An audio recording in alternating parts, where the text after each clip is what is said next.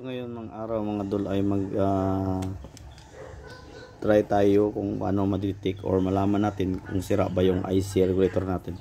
So ito yung luma at ito yung bago. So unahin muna natin yung bago pag test, no.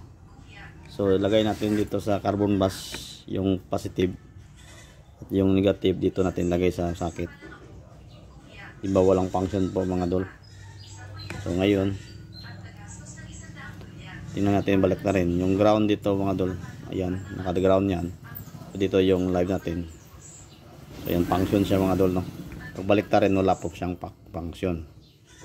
So ito po yung luma niya.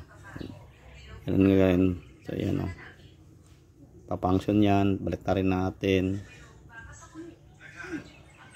So yan, no, function siya. It means continuity, mayroon po ng sira sa loob. Sira po yung ito po yung bago. Bago natin sa IC regulator. Wala pong sira siya. Bago kasi. So, dapat dito tayo ito lang ang itis natin, yung dalawa lang yung sa carbon bus at saka dito sa socket. Yan. Pag naka-ground, naka-live, yan ang mangyari. Pag naka-live, naka-ground, wala po. Diba? So ito yung isa. Kahit balik rin natin yan, papangsyon yan, no. So sira to. So yan lang po ang ma-share ko sa inyo sapagkat subok kung sira pa o hindi yung IC regulator.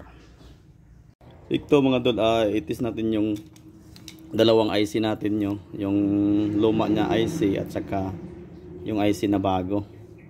So ngayon mga dol, ito po mag-test tayo. Unahin natin yung bago dito. Yung ground natin nasa carbon bus at yung isa natin dito, no. Dalawa mo yun nakakuhan dyan. So ayan, gumalaw yung ating tester. Balik rin natin. Yan, gagalaw. So ang next natin na mo para makita talaga dito, isa. Okay, gumalaw din, di ba? So lahat yung dalawa dito ay gumalaw. Yung ito wala.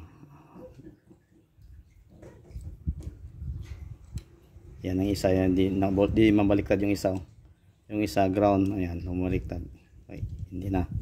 So yung dalawa dito, kahit baliktarin niyo yung inyong pag-test, subok ay pa-function. Pag dito po, hindi yan pa-function. Yan, oh. Yan, walang function, di ba? Ganito natin, yan, may function. So yan lang po pag-test, and then i-check natin yung luma niya.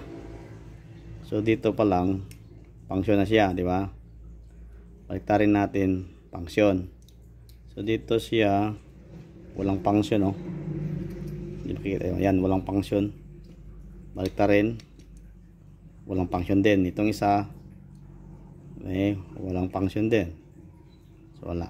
So yan, talagang sira. So kailangan yung tatlong connection dito, mayroon pa yung function dito sa isang carbon brush. Yung tatlo nakakonek yan sa carbon brush. So dito lang yun ang natin makikita. Dito yan nakakonek sa ilalim sa IC niya. Hindi natin makikita kasi nakasilyado po yan. So dito lang tayo mag-test, no.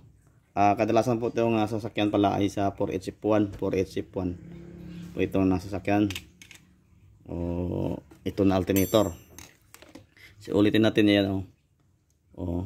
Pagbalik rin natin yan, hindi yan pang function. Yan. So ito function to itong dalawa. Kahit balik rin.